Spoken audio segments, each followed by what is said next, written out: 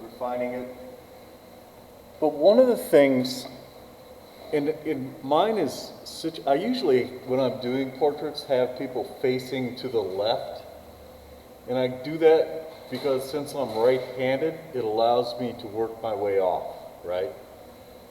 It's not that critical, but it helps, saves a lot of messing around if you can just kind of do the face and not have to worry about what you've got your hands in and then go on. The other thing you can do though, in addition to the bridge, is if you're working in different areas, is like, we've got these pieces of just Xerox paper. Just lay one down to protect what you're working on, so you're not smearing it too much.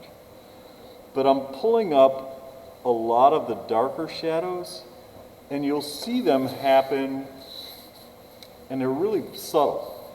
But like this, after this light area here on the photo, you'll see it has like a dark edge, like just a hair darker than what happens further on. Same way on her nostril, you'll see that there's a dark core shadow like right here, and then reflected light bouncing up on it. Reflected light bouncing up on the bottom of the nose. So all the things we were dealing with the eggs are happening on these, but it's just happening on a much more complicated scale. So I'm bringing up the darks like to show that nostril up a little bit clearer. But I'm like, the Prisma pencil is so soft. I'm not like putting any pressure on this at all.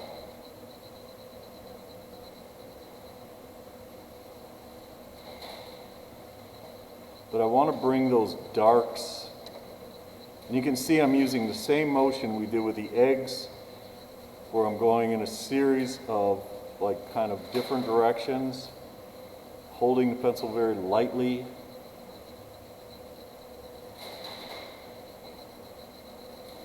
And building that tone up so it builds up gradually, where you don't have,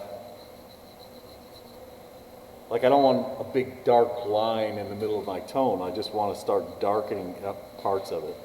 There's a color shadow here on the chin, like right at that corner.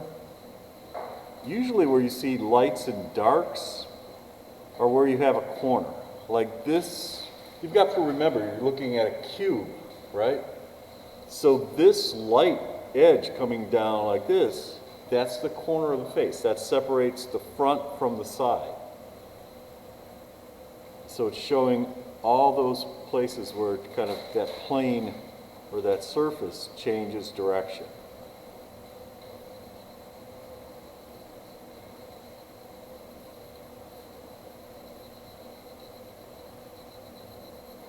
But really light touch.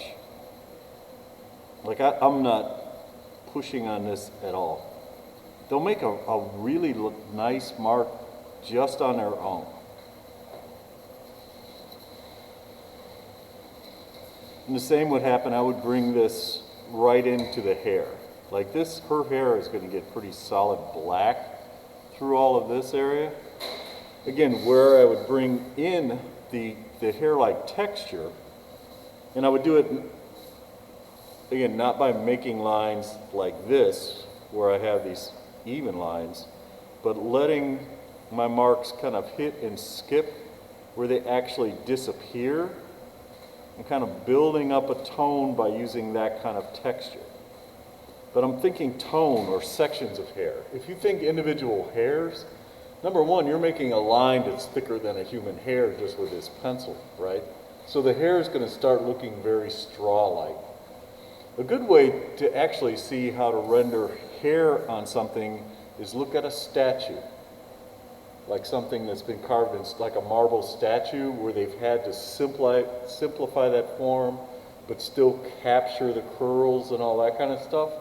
And you'll see it just gives you that play of light and dark. But where I'm going to pull up the edge is like here, and I just get a feel for the direction the hair is going, and you just kind of let the pencil kind of hit. Again, kind of hit and skip where I'm not forcing myself to make, I'm not thinking I'm going to make a line. I'm just kind of rendering this tone, because it is a tone. But I'm doing it with lines that show up and they actually kind of disappear. And I do the same thing like where I'm going to get the texture of the hair is like here at the edge, on the outside edge, like letting these kind of random hairs kind of drag out very lightly from the back. All of that will give it that very wispy hair-like feel. You don't have to do it. In fact, if you do it like trying to make hairs through all this, it'll look odd. You'll get a feel of like a field of texture, and it'll feel like straw more than hair.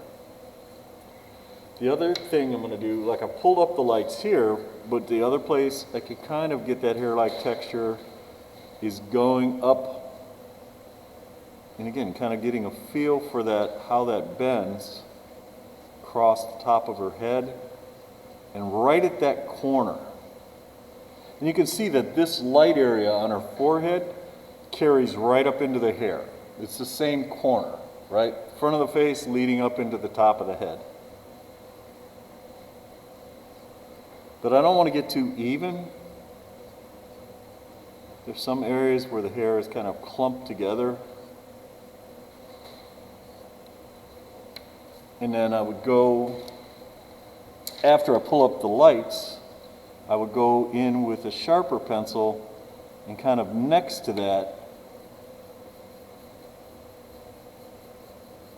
kind of refine it a little bit by pulling up a darker edge and breaking up the marks a little bit, right along the edge. Like I'm letting this stay together as a whole group or whole section of light.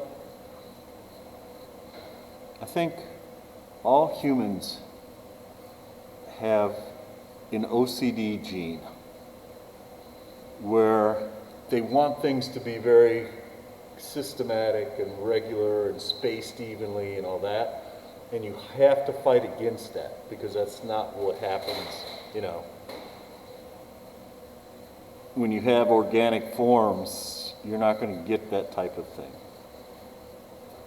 So keep building it up. Like I would keep going in with some of the darks and keep getting there with it. I want to push this ear. I really don't want the ear to stand out that much. So I kind of soften it a little bit so it pushes back. I don't want the ear, I mean, you need the ear to be there because, you know, if it's not there, it'll be very noticeable. But you don't want it to, you don't want to have it be this really dark hole in the side of the head that draws too much attention to that form. Same with nostrils. It's just a thin shape. You don't want it to get real dark or real round or, you know, be too distracting.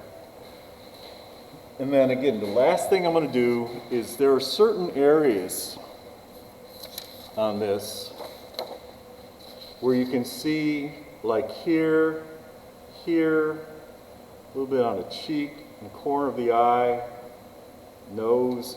I have these certain spots where it gets really bright white, and since I cannot erase this up to that point, I'm going to go in with the chalk and pull those up.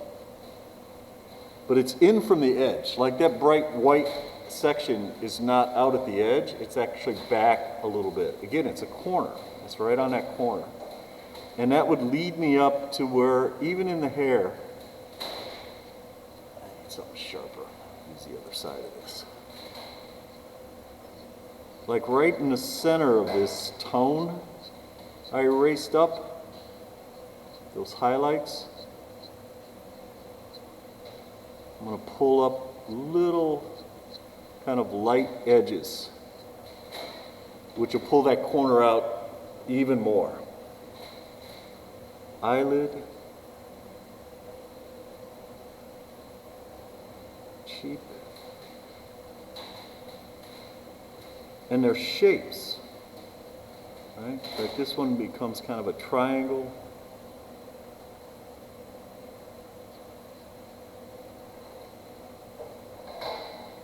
A little bit on the upper lip. It won't want to do Like if you're trying to put the chalk down on top of where you've done Prisma pencil, it's not going to do it. The Prisma pencil is too waxy, and it won't let you, you know, kind of put chalk on it. Chalk just won't stick. And what I'm going to use to soften the edge of it, rather than the tissue, because I can't control that as much, is I'm going to go in with the Q-tip and just kind of soften the edges a little bit.